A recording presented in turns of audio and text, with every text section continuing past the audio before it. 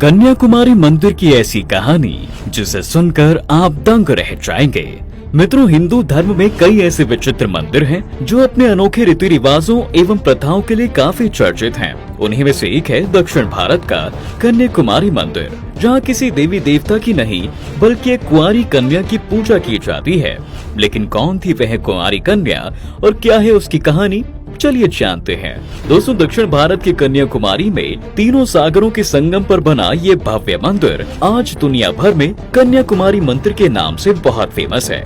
कहा जाता है कि पत्थरों से निर्मित यह मंदिर तकरीबन 3000 साल पुराना है। इसे महर्षि परशुराम के आदेश पर देवताओं के वास्तु शिल्पकार विश्वकर्मा जी ने बनाया था। पौराणिक कथा के अनुसार असुर राज महाबली के पौत्र बाणासुर ने घोर तपस्या करके भगवान शिव को प्रसन्न किया था और उनसे वरदान में अमृता का वरदान मांगा था, परंतु अमरता का वरदान प्रकृति के विरुद्ध था।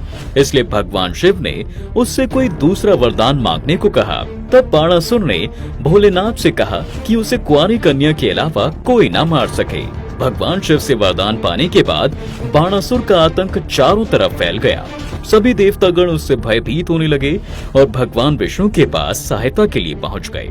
भगवान विष्णु ने उन्हें आदि शक्ति की आराधना करने को कहा। सभी देवतागणों और ऋषि मुनियों की आराधना से प्रसन्न होकर देवी समस्त जग को बचाने के लिए धरती पर अवतार लेने को तैयार हो गयी और दक्षिण के एक राजा के घर में जन्म लिया। परंतु कुंवारी कन्या के अवतरित होने के बाद भी देवी पार्वती का शिव जी के बिना मन नहीं लग रहा था।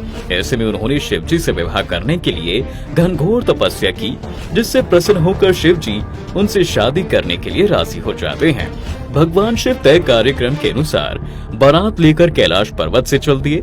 बारात कन्याकुमारी से लगभग 12 किलोमीटर दूर सुचिंद्रम गांव में ठहरी। उधर कन्याकुमारी का विवाह होते हुए देख सभी देवतागण परेशान हो गए, क्योंकि कन्याकुमारी का जन्म तो बाणासुर के वध के लिए हुआ था और अगर उसका विवाह हो गया तो बाणासुर का वध कैसे होगा।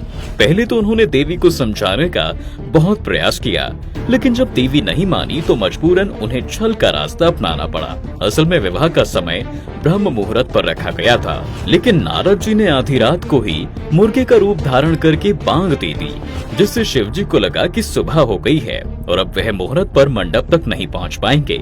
इसलिए वो बारात लेकर कैलाश पर्वत वापस लौट गए। वहीं दूसरी तरफ बारात के न आने से देवी क्रोधित हो जाती है और बारात के लिए बना सारा भोजन समुद्र में फेंक दिया, जो कि आज भी दाल चावल के आकार में कन्याकुमारी के तट पर रंग बिरंगे पत्थरों के रूप में देखने को मिलते हैं।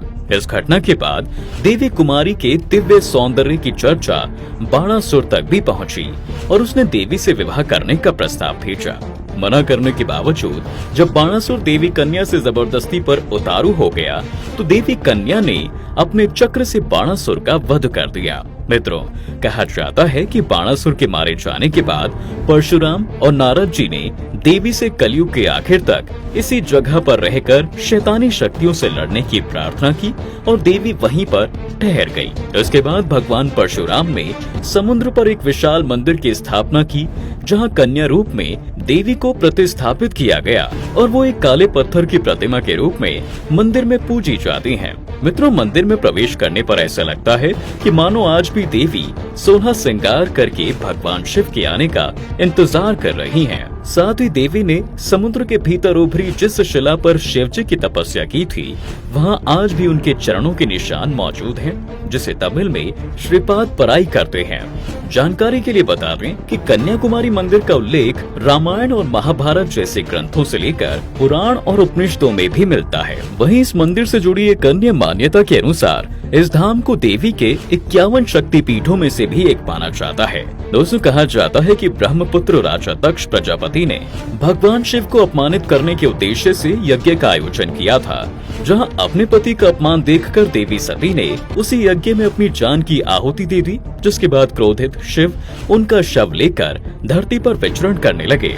तभी भगवान शिव का क्रोध शांत करने के लिए विष्णु जी ने सुदर्शन चक्र चलाकर माता सती के शरीर के एक 51 टुकड़े कर दिए थे ताकि देवी सती का शरीर भगवान शिव के सामने से ओझल हो जाए और उनका गुस्सा शांत हो जाए।